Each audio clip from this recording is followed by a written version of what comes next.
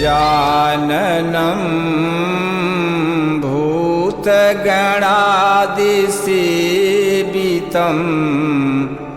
कपित्थजम्बूफलचारुभक्षणम् उमासुतं शोकविनाशकारकं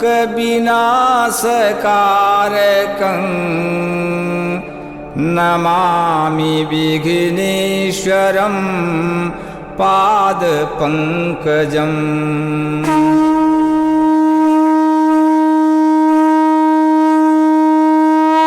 वीरेंद्र प्रताप रामसागर राजभर की पहल महाराजा सुहेलदेव फिल्म्स प्रोडक्शन कृत स्मिता म्यूजिक कंपनी की प्रस्तुति हिंदी एल्बम माँ गंगा की महिमा। निर्माता वीरेंद्र प्रताप राजभर, गीतकार मास्टर नंदलाल राजभर, संगीतकार दामोदर राव, कार्यकारी निर्माता धर्मेंद्र राजभर, गायक दामोदर राव, विलास राजभर, सोनू राव और गायिका इंदु सोनाली।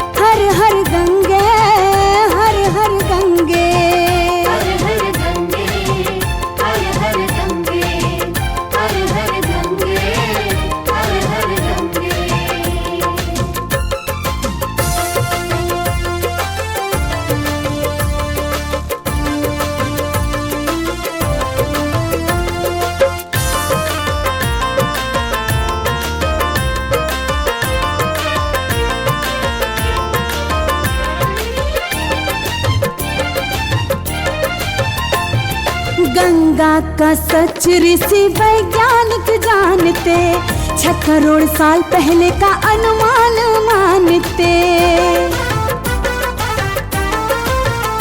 हाँ, गंगा का सच ऋषि वैज्ञानिक भी जानते, 6 करोड़ साल पहले का अनुमान मानते, 6 करोड़ साल पहले का अनुमान मानते।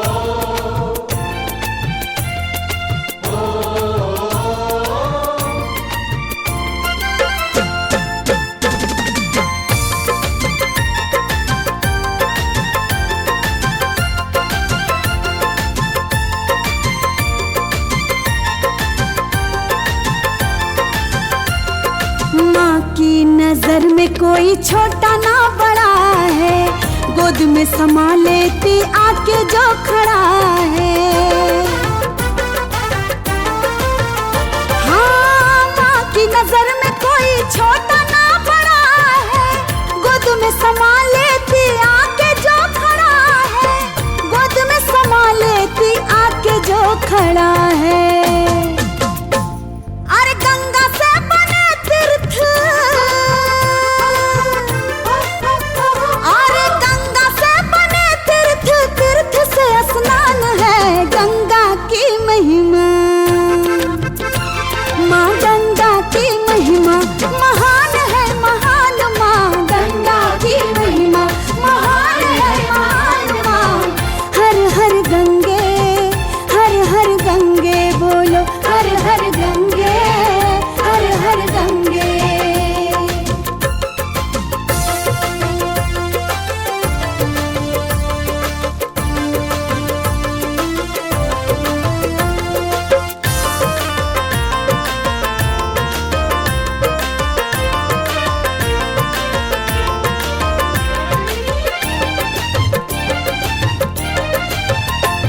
धर्मेंद्र वीरेंद्र जी लगे हैं जी जान से, कवि नंदलाल दामोदर संगीत ज्ञान से।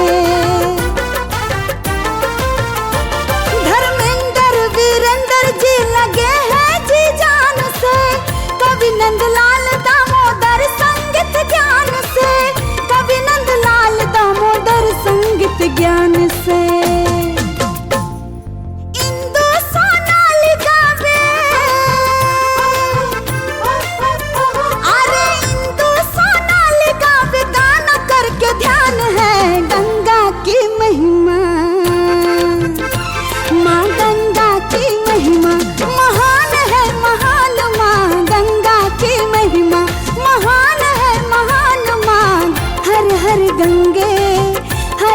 गंगे बोलो